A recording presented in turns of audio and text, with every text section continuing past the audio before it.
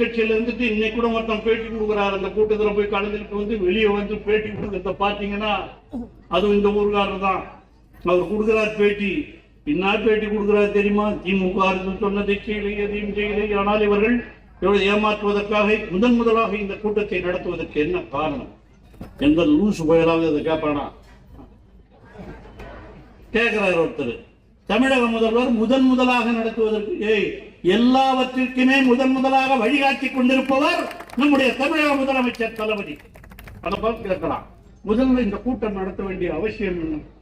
முதல்ல யார் நடத்தணும்? யாரு கேட்கறது தெரியுமா? யார் ஒரு பேர் ஜெயக்குமார்.